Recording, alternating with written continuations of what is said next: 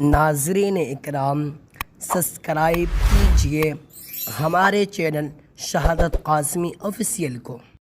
یوں تو انسانوں پر اللہ کی نعمت اس قدر ہے کہ ان کو شمار بھی نہیں کیا جا سکتا، چنانچہ قرآن پاک کہتا ہے وَإِن تَعُدُّوا نِعْمَةَ اللَّهِ لَا تُحْصُوهَا، اگر تم میری نعمتوں کو شمار کرنا چاہو تو نہیں کر سکتے،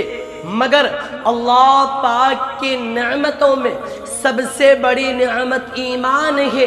اور ایمان کے بعد سب سے بڑی نعمت علم ہے۔ علم وہ دولت ہے جو نبیوں کی میراث ہے،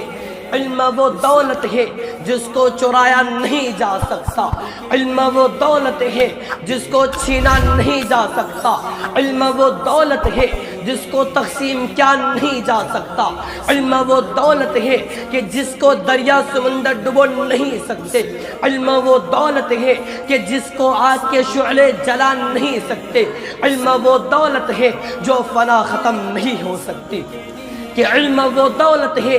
کہ جس نے مٹی سے پیدا ہونے والے آدم علیہ السلام کو فرشتوں پر بلندی عطا کی۔ دوستو، سچا پکا طالب علم وہ ہے جو مدرسہ کو اپنا وطن اور کتاب کی کاغذ کو اپنا کفن سمجھتا ہو۔ کسی نے کیا ہی خوب کہا ہے کہ ہمیں دنیا سے کیا مطلب، مدرسہ ہے وطن اپنا، کہ ہمیں دنیا سے کیا مطلب، مدرسہ ہے وطن اپنا، مریں گے ہم کتابوں پر ورق ہوگا کفن اپنا۔ الغرض علم کی پیاس اور طلب کو دیکھیے کہ علامہ ابن تیمیہ کو بادشاہ وقت میں کسی فتوے کے نہ دینے پر جیل میں ڈال دیا۔ 3 دن گزر جاتے ہیں، ایک نوجوان طالب علم بادشاہ کے دربار میں حاضر ہوتا ہے اور اس قدر روتا ہے کہ ہر دیکھنے والے کا دل پسیج جاتا ہے، ابھی امید لگائی جاتی ہے کہ بادشاہ سلامت اس کی مراد کو ضرور پوری کریں گے۔ اور جب بادشاہ کی نظر اس پر پڑتی ہے تو کہا جاتا ہے کہ تم اتنا کیوں رو رہے ہو، بتاؤ تو صحیح، تمہاری مراد تو ضرور پوری کی جائے گی۔ نوجوان طالب علم فریاد کرتا ہے کہ مجھے جیل خانہ میں بھیج دیا جائے، اس لیے کہ 3 دن سے میرا سبق چھوٹ رہا ہے، میں جیل خانہ کی مشقتیں برداشت کر لوں گا اور اپنے استاد محترم علامہ ابن تیمیہ سے وہی سبق پڑھیا کروں گا۔ ایک مرتبہ کی بات ہے، بارش کا موسم ہے اور راستہ میں پھسلن ہے۔ حسن بصری رحمت اللہ علیہ نماز کے لیے مسجد کی طرف جا رہے ہیں، سامنے سے ایک چھوٹی سی بچی نظر آتی ہے۔ آپ ان بچی سے فرماتی ہے کہ بیٹی احتیاط سے چلنا، پھسل مت جانا۔ وہ بچی جواب دیتی ہے کہ جناب میرے پھسلنے سے میری ذات کا نقصان ہوگا، مگر آپ مت پھسل جانا، اس لیے کہ آپ کو پھسلنے سے پوری قوم ملت کا نقصان ہوگا۔ اے اسلام کے نوجوانوں، اکبر بادشاہ کے زمانے میں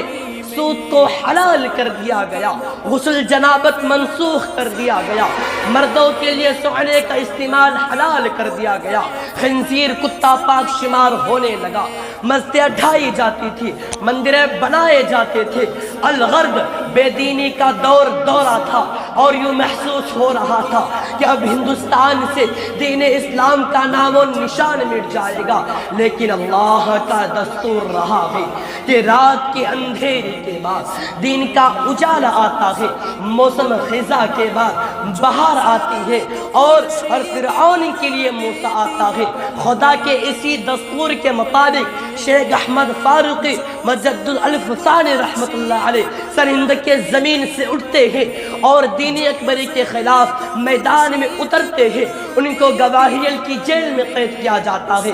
مگر قید خانہ کے کاہے کو پلٹ کر رکھ دیتے ہیں۔ مسلسل اسی محنتوں کی نتیجہ میں مذہب اسلام کی رائے کھلتی چلی گئی۔ شیخ الہند حضرت مولانا حسین احمد مدنی کو لالچ دیا گیا کہ آپ انگریزوں کے خلاف تقریر مت کیا کرو، سالانہ 50,000 روپے ملیں گے۔ اگر ہم جیسا کوئی انسان اس دور میں ہوتا تو شاید اتنی بڑی رقم کو قبول کر لیتے، مگر قربان جائے حسین احمد مدنی پر مسکراتے ہی میں جواب دیتے ہیں کہ میاں جاؤ یہ جال کسی اور پر ڈالنا۔ امام احمد بن حنبل کی استقامت کو دیکھیے کہ پیروں میں زنجیریں ڈالے گئے، جیل میں ڈالا گیا، قید کیا گیا، جلاد دکھائے گئے، کوڑے لگائے گئے، دھمکیاں دی گئی، سب کچھ ہوا، مگر حق و صدق کا بھار دس سے بس نہ ہوا۔ اسی ظلم و ستم کی پرواہ کے بغیر ان کی زبان حق بولتی رہی، اسی حق کی گوئی اور بیوہ کی وجہ سے جب ان کا انتقال ہوا تو ان کے جنازے کو دیکھ کر 20,000 لوگ مسلمان ہو گئے۔ شیخ الاسلام حضرت مولانا حسین احمد مدنی نے شیخ الہند سے فرمایا کہ حضرت اگر ممکن ہو سکے تو کوئی حلا کیا جائے تاکہ آپ ظالم انگریزوں کی ظلم کی ساہ سے بچ جائے۔ یہ بات سن کر شیخ الہند کے چہرہ پر غصہ کے آثار ظاہر ہوتے اس رب دو عالم کی عطا سب کے لیے تم مجھے کیا سمجھتے؟ اس رب میں روحانی لیتا ہوں کی عطا بلال کا، سب کے